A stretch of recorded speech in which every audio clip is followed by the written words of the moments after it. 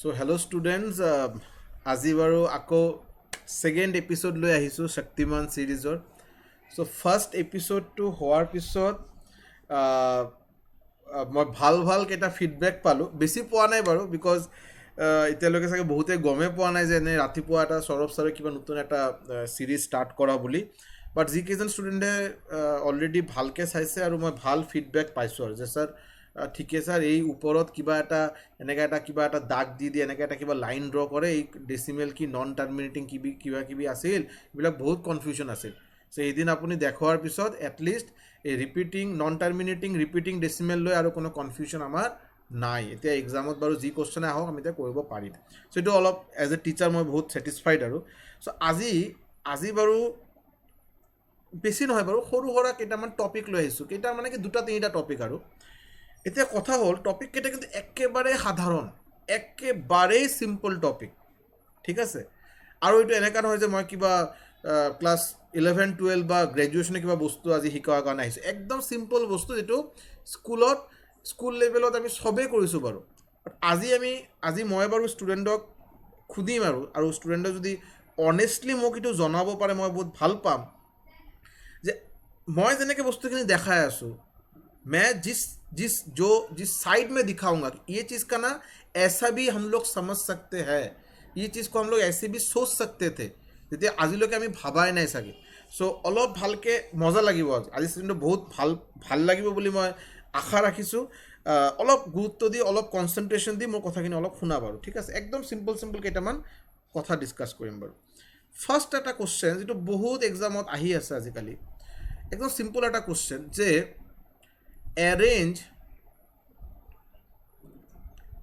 Arrange কৰিব দিয়ে in ascending order, ascending or descending order.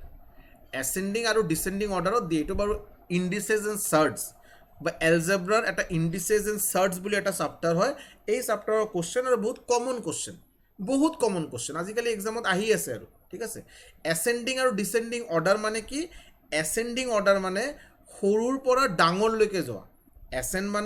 Ascending order মানে সৰুৰ পৰা ডাঙৰলৈকে যোৱা, ডিচেণ্ডিং অৰ্ডাৰ মানে ডাঙৰৰ পৰা সৰুলৈকে অহা। ক্লিয়াৰ? যদি ছাপ'জ মই কৈ আছোঁ যে 2, 3, 5, এই তিনিটা নম্বৰক এচেণ্ডিং অৰ্ডাৰত যদি আমাক যদি লিখিব দিয়ে সৰুৰ পৰা ডাঙৰ, মানে 2, 3, 5, 3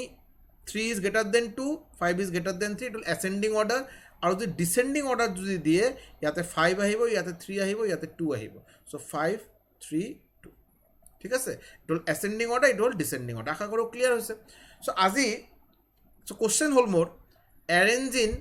যিকোনো এটা অৰ্ডাৰ লোৱা, এচেণ্ডিং বা ডিচেণ্ডিং অৰ্ডাৰ। মই কেইটামান ভেলু দি আছোঁ। এটা হ'ল √2,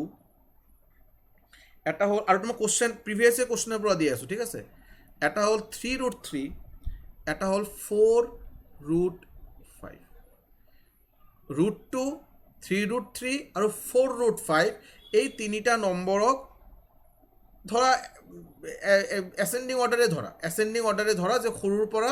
ডাঙৰলৈকে মই বস্তুখিনি লিখিব দিছোঁ। আৰু কেনেকৈ কৰিম? ফাৰ্ষ্ট অফ অল, এই যে √2 মানে কি? √2 মানে 2 to the power 1/2। ইয়াতে যে 3√3 আছে, কিউব √3, ইয়াতে যে এই যে গেপত এটা 3 লিখা আছে, মানে কি? এইটো মানেটো হ'ল 3 to the power 1/3। আৰু এইটোৰ মানে কি? 4√5 মানে 5 to the power 1/4। এইটোতো আশা কৰোঁ চবেই গম পায় যে আমি যদি n ইয়াতে x বুলি লিখোঁ, এইটো মানে হ'ল x to the power 1/n। এই কনচেপ্ট মই ইয়াতে লগাই দিলোঁ। চ' এনেকৈ লিখিলোঁ 2 to the power 1/2, 3 to the power 1/3, 5 to the power 1/4। এতিয়া এই যে পাৱাৰ, এই যে ওপৰত যে পাৱাৰ আছে, যে পাৱাৰ, এই যে এটা পাৱাৰ 1/2, এই যে পাৱাৰ 1/3, এই যে পাৱাৰ 1/4, এই নম্বৰ কেইটা 2, 3, 4ৰ LCM ওলাব লাগে, লসাগু। 2, 3 আৰু 4ৰ লসাগু ওলাব লাগে, LCM। 2, 3 আৰু 4ৰ লসাগু কিমান হ'ব? 12 হ'ব। এতিয়া 12 দি গোটেইকেইটা নম্বৰ মাল্টিপ্লাই কৰিলে হ'ল। 2 1/2 আছিল, 12 দি মাল্টিপ্লাই কৰা। 3 1/3 আছিল, 12 দি মাল্টিপ্লাই কৰা। 5 1/4 আছিল 12 দি মাল্টিপ্লাই কৰা লগে লগে আমি কি পালোঁ 2 টু দি পাৱাৰ 2 দি যদি 12 কেঞ্চেল হয় 6 3 টু দি পাৱাৰ 3 দি যদি 12 কেঞ্চেল কৰোঁ 4 5 to the power 3 2 to the power 6 মানে কি 2 টু দি পাৱাৰ 6 মানে 64 3 টু দি পাৱাৰ 4 মানে কি 3 টু দি পাৱাৰ 4 মানে 81 5 কিউব মানে 125 চ' আমি গম পাওঁ যে 64 is less than 81 is less than 125 so 64 মানে 64 ক'ৰ পৰা আহিলে 64 আহিলে ইয়াৰ পৰা আৰু এইটো আহিছে ইয়াৰ পৰা চ' ইয়াতে মই লিখিলোঁ √2 is less than √81 মানে ইয়াতে ইয়াৰ পৰা আমি এইটো কানেক্ট কৰিলোঁ মানে 3√3 less than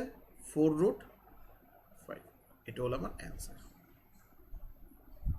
হ'ল আমাৰ এনসাৰ ক্লিয়াৰ মানে যদি ৰুট অভাৰ কিবা এটা ভেলু দিয়া থাকে কিউব √4 আছে বাৰু তেতিয়া আমি এইটো পাৱাৰত আগে কনভাৰ্ট কৰিলোঁ পাৱাৰত কনভাৰ্ট কৰাৰ পিছত তলত থকা নম্বৰ কেইটাৰ মই লসাগু ওলাইছোঁ পাৱাৰত যিকেইটা আমাৰ ভেলু আছে এই ভেলুৰ যে ভগ্নাংশত দিয়া আছে চ' ভগ্নাংশত তলত থকা নম্বৰ কেইটা মানে হৰ এটা ভগ্নাংশ তলত থকা নম্বৰকে হৰ বুলি কোৱা হয় এইকেইটা লসাগু ওলাইছোঁ লসাগু ওলোৱাৰ পিছত গোটেইকেইটা নম্বৰক পাৱাৰত এই লসাগু দি মই মাল্টিপ্লাই কৰি দিছোঁ গোটেইকেইটা নম্বৰৰ যে পাৱাৰ আছে পাৱাৰত লসাগু দি মাল্টিপ্লাই কৰি দিছোঁ তাৰপিছত যিটো ভেলু পালোঁ এইটোৰ ৰেচপেক্টত আমি ক'ব পাৰোঁ কোনটো আটাইতকৈ সৰু আৰু কোনটো আটাইতকৈ ডাঙৰ নম্বৰ চ' এইটো এটা মানে লেচন এটা আছে ঠিক আছে অলপ মোক ক'বাচোন কোনে আগৰ পৰা জানা আছিল একদম মোক অনেষ্টলি মোক ক'বা যে কোনে এইটো আগৰ পৰা জানা যাওঁ এইটো আগতে কি শিকাইছে এইটো আগৰ পৰা জানা আছিল ক'বাচোন বাৰু আৰু যদি নতুন লাগে নিশ্চয়কৈ জনাবাচোন যে নতুন এটা বস্তু শিকিছোঁ বাৰু ঠিক আছে এতিয়া আৰু এটা বেছিক বস্তু চোৱা ইয়াতছে বেছিক বস্তু ফাৰ্ষ্ট স্লাইডত যদি ডিছকাছ কৰোঁতে বেছিক আছিলে বাৰু এতিয়া আৰু এটা বেছিক বস্তু চোৱাচোন একদম basic suppose if x plus Y দুটা স্বাভাৱিক সংখ্যা natural number x plus Y দুটা স্বাভাৱিক সংখ্যা নেচাৰেল নাম্বাৰ বুলি ধৰা এইটো মই ক'লোঁ 12 এটা কনষ্টাণ্ট মানে 12তো বাৰু চেঞ্জ নহয় x plus Y equal to 12 চ' মই এতিয়া তোমালোকক ক'লোঁ যে এক্স প্লাছ ৱাই যদি 12 হয় এক্স আৰু ৱাই হ'ল দুটা স্বাভাৱিক সংখ্যা মানে 1 2 3 4 5 6 7 এনেকৈ দুটা স্বাভাৱিক সংখ্যা কোৱাচোন যে এক্সৰ ঠাইত কি ভেলু বহিব পাৰে বা ৱাইৰ ঠাইত কি ভেলু বহিব পাৰে বহুতকেইটা ভেলু হ'ব পাৰে হয় না নাই এক্সৰ ঠাইততো বহুত ভেলু হ'ব পাৰে এক্সৰ ঠাইত 1 হ'ব পাৰে ৱাইৰ ঠাইত 11 হ'ব পাৰে 12 পাই আছোঁ এক্সৰ ঠাইত 2 হ'ব পাৰে ৱাইৰ ঠাইত 10 হ'ব পাৰে তথাপি মই 12 পাই আছোঁ ইয়াতে 3 হ'ব পাৰে ইয়াতে 9 হ'ব পাৰে 12 পাই আছোঁ ইয়াতে 4 হ'ব পাৰে ইয়াতে 8 হ'ব পাৰে 12 পাই আছোঁ বহুতকেইটা নম্বৰ হ'ব পাৰে এক্স আৰু ৱাই মই কৈ আছোঁ যে না মই যিকোনো নম্বৰ ক'লে নহ'ব বাৰু মই কৈ আছোঁ এক্স ইনটু ৱাই এই এক্স ইনটু ৱাই দুটা নম্বৰৰ মেক্সিমাম ভেলু আমি কেতিয়া পাম এক্স ইনটু ৱাইৰ মেক্সিমাম ভেলু আমি কেতিয়া পাম এইটো আমাক ওলাব দিছে যদি এক্স প্লাছ ৱাই যদি কনষ্টাণ্ট হয় তেতিয়া এক্স প্লাছ ৱাই যদি কনষ্টাণ্ট হয় এক্স ৱাই এই দুটা নম্বৰ মাল্টিপ্লাই কৰাৰ পিছত মেক্সিমাম ভেলু আমি কেতিয়া পাম আৰু মিনিমাম ভেলু আমি কেতিয়া পাম মিনিমাম ভেলু বহুত ইম্পৰ্টেণ্ট অলপ ভাবাচোন তোমালোকে এক্স প্লাছ ৱাই 12 তো মই যদি ছাপ'জ তোমালোকে নিজে অলপ চোৱা বাৰু যদি এক্স প্লাছ ৱাই 12 মই যদি এক্সক যদি 1 বুলি ধৰোঁ আৰু ৱাইক যদি 11 বুলি ধৰোঁ এক্স আৰু ৱাই মাল্টিপ্লাই কৰিলে কি হ'ব 1 ইনটু 11 হ'ব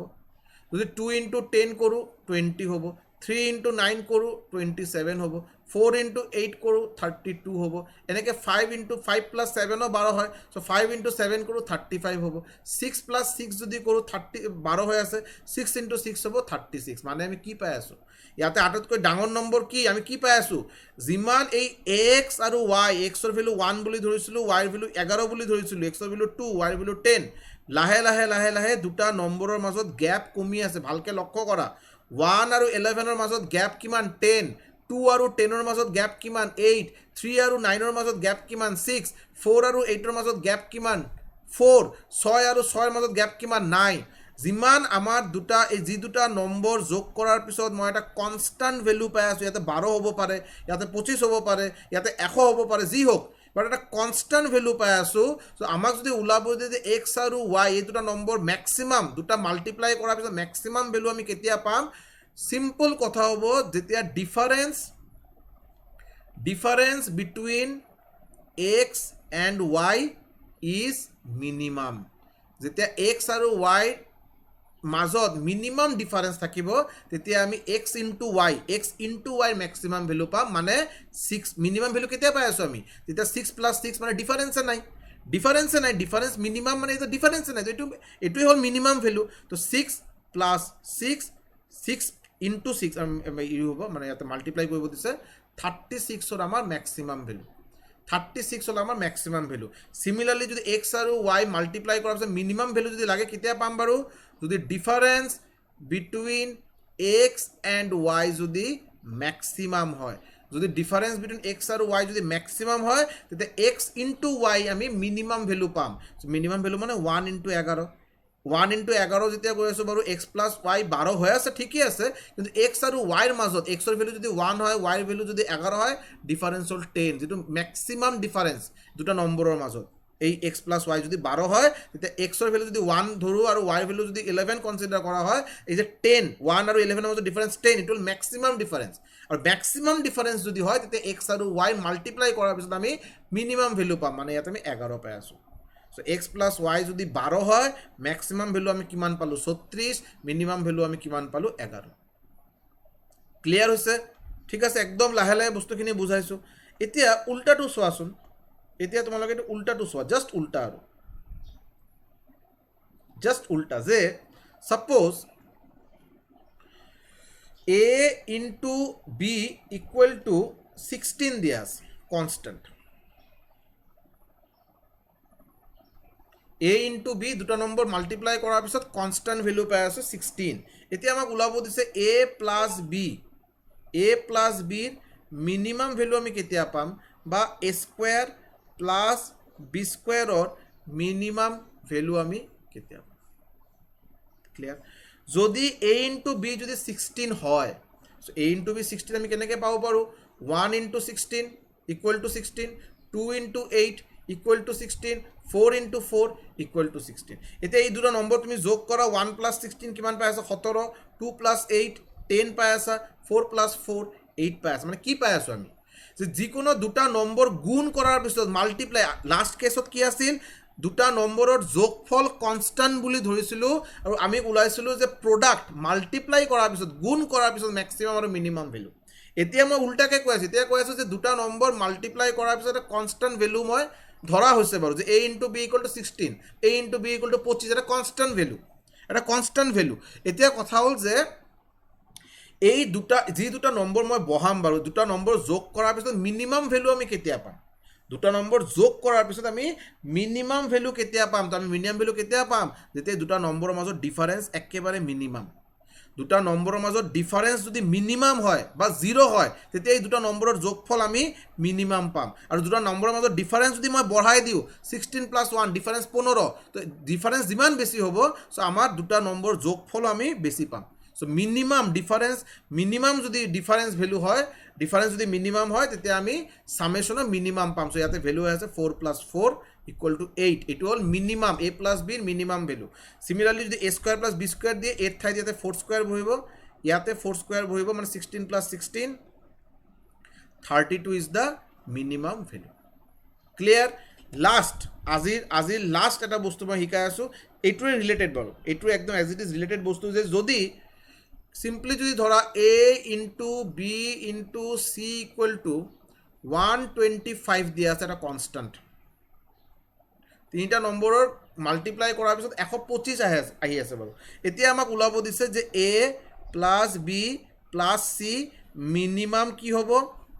আৰু a square plus B square plus C স্কুৱেৰৰ মিনিমাম ভেলু আমাক কিন্তু কোশ্চনত এক্সামত কিন্তু বাৰে বাৰে ওলাব দিয়ে same as it is last যেটো কনসেপ্ট শিকিলোঁ এজ ইট ইজ কনসেপ্ট যে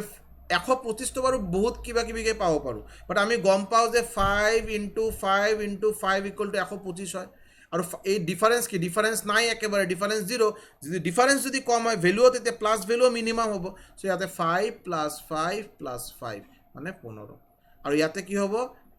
5 স্কুৱেৰ 5 স্কোয়ার 5 স্কোয়ার সো 25 25 25 মানে 75 ইজ দ্য কারেক্ট অ্যান্সার এটা 15 এটা 75 is the correct answer so আজি আমি টোটাল 3টা কনসেপ্ট শিকিলোঁ বহুত বেসিক কনসেপ্ট কিন্তু অনেস্টলি এই কাৰণে মই সুধি আছোঁ অলপ মোক কমেণ্টত জনাই দিলে ভাল পাম যে आज ये सेशन ये छोटा सा सेशन देखने के बाद आप में से कौन है जिनको नया कुछ सीखने को मिला है और कौन है जिनको ऑलरेडी पता था অলৰেডি যদি গম পোৱা আছিলে ভালেই কথা তথাপি মোক এবাৰ জনাই দিলে মই ভাল পাম আৰু যিকেইজন নতুনকৈ শিকি পাইছে বাৰু নতুনকৈ আজি কিবা এটা বস্তু শিকিলে বুলি ফিল হৈছে বাৰু প্লিজ নিশ্চয়কৈ মোক এবাৰ কমেণ্টত জনাই দিলে ভাল হ'ব আৰু ছেশ্যনটো কেনে লাগিল ভাল বেয়া কি লাগিল ফিডবেকটো নিশ্চয়কৈ মই বিচাৰিম বাৰু ষ্টুডেণ্টৰ পৰা ঠিক আছে এই হ'ল এইকেইজন হ'ল আমাৰ APSC প্ৰিলিমছ ক্লিয়াৰ কৰা ষ্টুডেণ্ট হয় আমাৰে ষ্টুডেণ্ট হয় বাৰু এতিয়া মেইনছ আছে মেইনছৰ কাৰণে মানে আমাৰ ফালৰ পৰা বেষ্ট উইচেছ আৰু বহুত ভাল ৰিজাল্ট হ'ব বুলি আমি আশা কৰিছোঁ আমাৰ SSC ক্লিয়াৰ কৰা এইকেইজন ষ্টুডেণ্ট আছে আমাৰ